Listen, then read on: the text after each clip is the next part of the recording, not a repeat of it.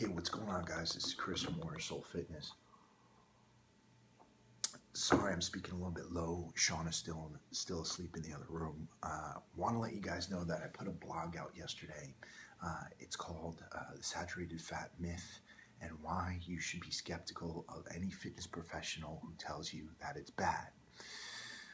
The reason why I want to put this article out was because there's a lot of stuff going on around YouTube about saturated fat, particularly from plant-based activists who have a specific agenda. And the first thing I want to say is that I'm not against plant-based eating. I'm not against veganism. In fact, I really think that everybody should be eating at least less meat. And if you wanted to go vegan, it's a perfectly great option for you to be healthier and to build muscle and to be an athlete. There's guys like Rich Roll out there who are running ultra marathons, and Rich actually has a great physique. He's not a stick figure. As you've probably seen on a lot of other channels, there's some great vegan strongmen out there. There's some great vegan bodybuilders out there.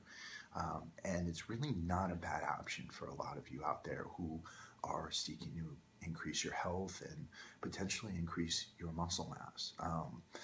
But I think that in the effort to promote a specific agenda, a lot of people are kind of neglecting the facts in order to promote this lifestyle. And I'll go into the negative aspects of eating a lot of meat later on. But first things first, when it comes to saturated fat, the science has actually been in for a bit. In 2010, there was a meta-analysis, a massive meta-analysis that grouped together over 21 studies and over 380,000 cases that demonstrated that there was absolutely no link between saturated fat and heart disease. Now, why is that so powerful? Well, what a meta-analysis does, like I said, it groups together smaller studies that had some statistical significance to create more statistical significance. And it really gives us a really good idea of where the research is going. Now, some people might be like, well, that's a quantitative study. You should look at animal trials. No. The beauty of quantitative analysis is that you can see statistical significance, and these were humans actually living their lives out in the world, and with all the controls, it demonstrated that saturated fat actually did not cause heart disease. And just this year, I think it was a couple of weeks ago, an article got published that demonstrated that saturated fat actually had no link to all-cause mortality, and that's heart disease, diabetes, and certain types of cancer. And again, that's another meta-analysis and an extremely powerful and very significant study that demonstrated that there was no link between saturated fat and all-cause death.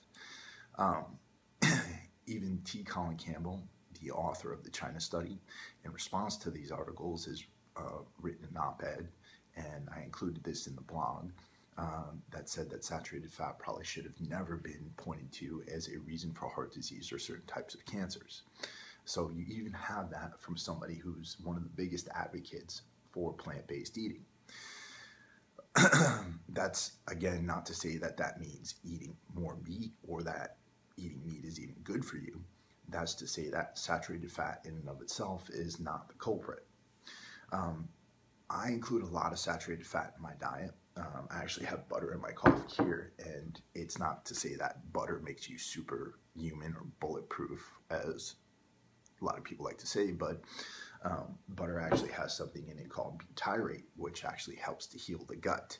And it's putting butter in my coffee along with MCT oil is one of the things I credit me getting better with my ulcerative colitis with. Addition to that, saturated fat has also been known to actually help cardiovascular health. And the way it does that is it takes low-density lipoprotein, LDL cholesterol, and what's really bad about low-density lipoprotein is when it's small and densely packed, it actually enlarges those particles and makes that cholesterol into benign cholesterol. And again, that's cited in my blog, which you need to check out if you want to check out the scientific references. It also has been demonstrated to lower the amount of cholesterol in the bloodstream. And on top of that, saturated fat has been used as a liver cleanser and has actually been used in treatments for alcoholics who are withdrawing from alcohol to get the liver to release fat, because fatty liver disease is an extremely dangerous event where the liver becomes more and more inflamed. You go into cirrhosis and die a long, slow death. Saturated fat has actually been demonstrated when controlled for carbs to increase memory and increase cognitive sharpness. So, especially in people who have cognitive impairment. And again, cited in the blog. You guys are going to want to go read that. Finally, saturated fat really has a lot of hormonal benefits. Helps to increase testosterone. Again, that's cited in the blog. Of course, that doesn't mean that if you don't eat meat or you don't follow an omnivore diet, that doesn't mean that you're necessarily going to have low testosterone levels. It just means that eating more saturated fat, if you have low testosterone levels, probably be a good way of increasing your testosterone levels. Now, again, I'm not trying to get too technical here because I did put a lot of effort into this blog, and I definitely want you guys to go read it, and I'm going to link it in the description box below.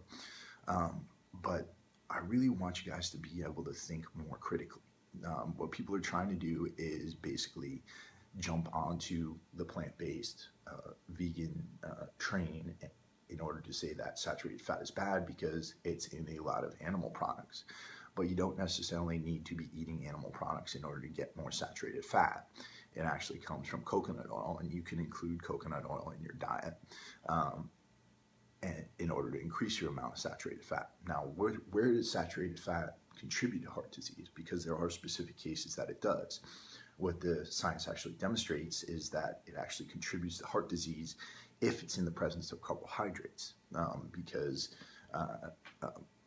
glucose actually binds to the molecules and creates inflammation. It's also not very good to have with a high amount of polyunsaturated fats and omega-6, which also increase levels of inflammation. So again, like I said, not trying to get too technical here. I don't have any fancy capabilities where I could flash these studies up here for you. So I'm really going to encourage you to go to the blog and check it out.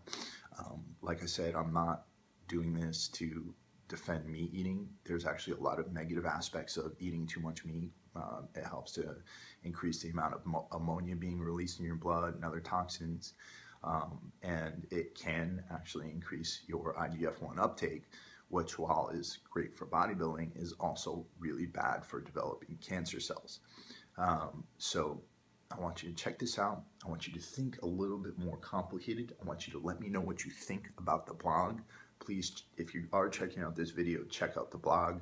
You don't want to trust this talking head that you see here just to be telling you what I just told you. You want to check my references out. You want to check my blog out. You want to check my writing out to see if I'm actually telling you the truth. Okay? So all of you have a wonderful Labor Day, and peace out.